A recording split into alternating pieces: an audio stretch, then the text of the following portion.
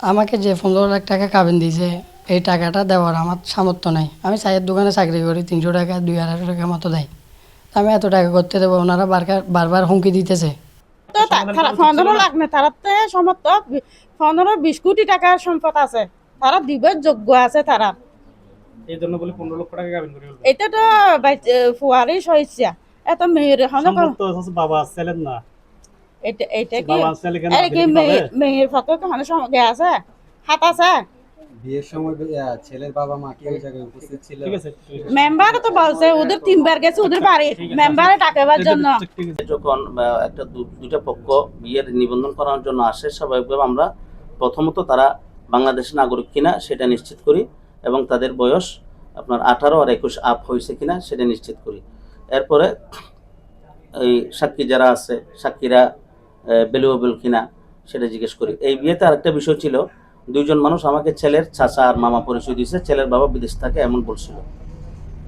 তো আমি স্বাভাবিকভাবে যেহেতু আমার পার্শ্ববর্তী এলাকার লোক আমি বিশ্বাস করছি, কিন্তু পরে জানতে পারছি তারা নাকি ছেলের চাচা মামা না, পরিচয় দিয়েছে এমনি আমার কাছে।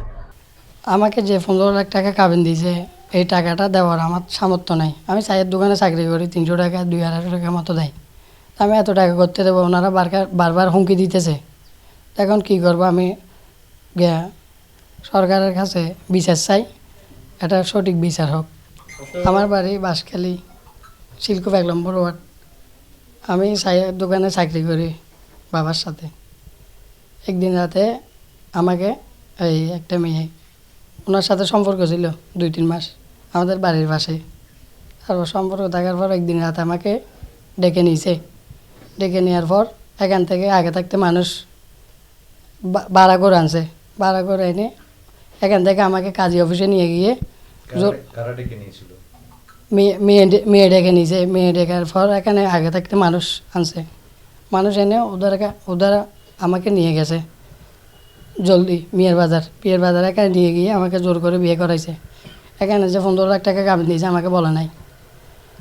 তারপরে এখানে বিয়ে করার পর আমাকে 3-4 দিন এখানে বাঁধে রাখছে, আরেক জায়গায় নিয়ে গিয়ে বেঁধে রাখার পর 3-4 দিন আমাকে হুমকি টুমকি দিয়েছে। তারপর এখান থেকে পালিয়ে আসছি দোকানে এখানে 2 দিন থাকার পর ওনারা আমাকে আবার নিয়ে গেছে। আমাকে আবার নিয়ে গিয়ে আলিয়াস্টামে সাইন করাইছে। সাইন করার পরে আবার 3-4 দিন এখানে রেখে মারছে, হুমকি দিয়েছে। তারপরে আমাকে বলছে কেস করবে, থানায় দেবে। তারপরে এখান থেকে আমি আবার চলে আসছি, আর যাই নাই।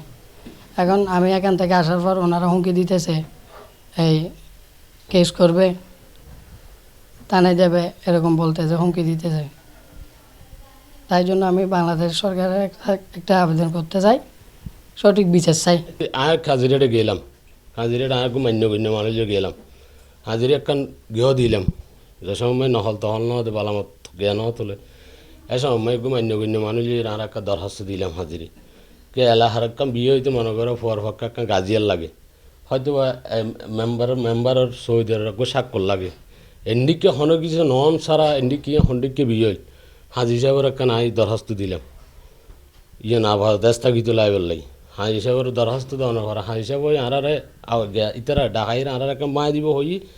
এর পরে তারা আত্মীয়জ্ঞ ক্যান আসু বলে হই রে হার হাত দি ফুঙ্গার এর সুন্দর করে হাজি সাহেবের নহল্লান দিবিলি। হাজি সাহেব আর হাতা না মানে ইতারা তোমরা জানান করো হই আর কি করে দিয়ে রাষ্ট্র দি আমরা কিন্তু সামাজিকতা চাই। কিন্তু এই জিনিস এই এলাকার মানুষজনও বোন জানে। হাজি সাহেবের জিয়ন করে গিয়ে নিজের যশ সাহেবের বাপুর দিয়ে গেল আর মারে ডিস্ট্রিক্ট জবতর বাপ হাজি সাহেবের মারে গেল একই বড় মই যে উপজেলার মই বই সাহাবানি বিজুল্লার থাই হাজি সাহেবের আর একখান আশ্বাস দিল। আশ্বাস দেওয়ানো পরে তারা হনে হনে ক্যাং করে দিয়ে না আবার কী করে দিয়ে হাজি সাহেব হয়তো টেয়া বুঝে লবত করি এই জন করি।